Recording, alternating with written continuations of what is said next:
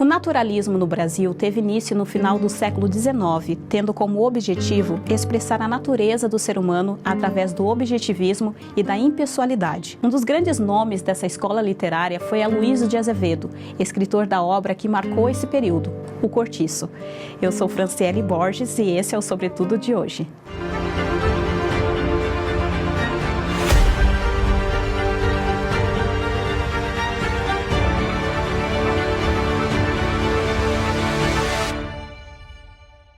Influenciado pelo movimento evolucionista a partir do manifesto de Charles Darwin, o naturalismo surgiu como uma forma de denúncia social ao mostrar por meio da literatura como o meio e a força dos instintos determinam o comportamento do ser humano. Sendo entendido por muitos críticos como uma corrente mais extremista do realismo, o naturalismo tinha como objetivo escrever um retrato fidedigno da realidade, fugindo das alegorias apresentadas em outras escolas, como o romantismo. Esse movimento ficou muito conhecido principalmente por retratar o lado mais animalesco do homem e ressaltar que as atitudes que o homem toma são completamente emocionais, irracionais e influenciadas pelo meio em que vive. Esse conceito surgiu a partir das transformações políticas e econômicas que ocorreram a partir da Revolução Industrial e Francesa, além da publicação do livro A Origem das Espécies de Charles Darwin, que revolucionou o pensamento científico na segunda metade do século XIX. A partir disso, os escritores passaram a usar a ciência como base para a construção dos seus personagens,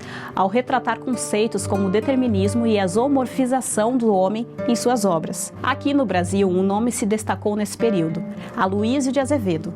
O maranhense, jornalista, caricaturista, romancista e diplomata, foi responsável por propagar o naturalismo através de obras marcantes, como O Mulato, um romance que causou grande escândalo entre a sociedade por conta da linguagem e por tratar do tema preconceito racial em um momento que ainda existiam escravos. A Casa de Pensão, um grande marco de sua carreira, e claro, O Cortiço, que talvez seja sua obra mais famosa. O livro foi lançado em 1890 e foi muito bem recebido pela crítica, por representar fortemente o naturalismo, e chegou até a tirar o foco de grandes nomes do momento, como Machado de Assis, ícone do realismo. O enredo do romance, de 23 capítulos, gira em torno da vida dos moradores de um cortiço, uma casa que serve de habitação coletiva para a população pobre no Rio de Janeiro. Através da obra, é possível observar a condição do Brasil, pois ela reflete de forma clara as ideologias e as relações sociais presentes no país naquele momento.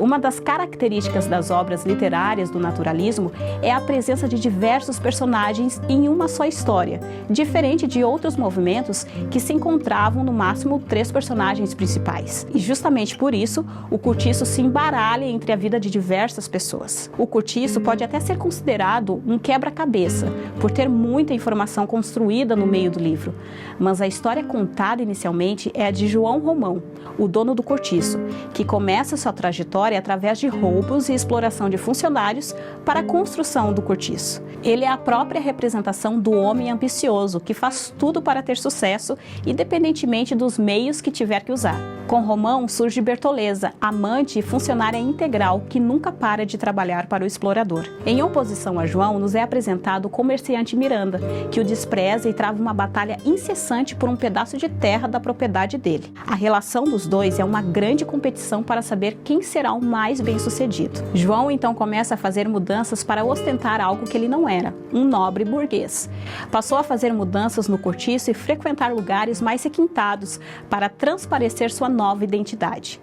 O livro termina com o suicídio de Bertoleza, que foi denunciada como escrava fugida por João Romão, simplesmente para que ele possa se casar com a filha de Miranda, que agora era barão, e assim elevar de vez a sua posição social. Nesse meio tempo, o cortiço segue uma bagunça, com histórias de traição, amantes, puberdade, sujeira e problemas. O livro apresenta um homem que muda de personalidade por uma mulher, ou simplesmente por um status social. Bertoleza prefere a morte a voltar à vida de escrava. João Romão prefere a posição social à sua companheira de anos.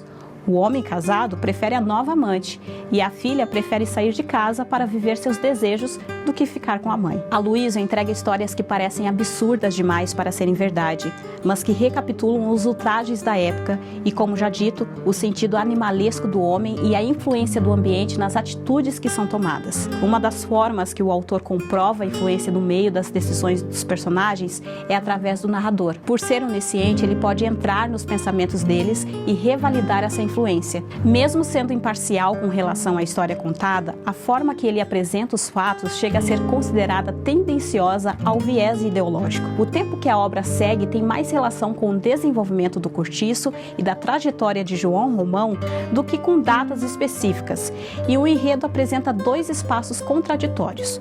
O Cortiço, um conjunto de casebres bem humildes, onde existe uma grande mistura de raças e a concentração de pessoas mais pobres e com uma péssima qualidade de vida.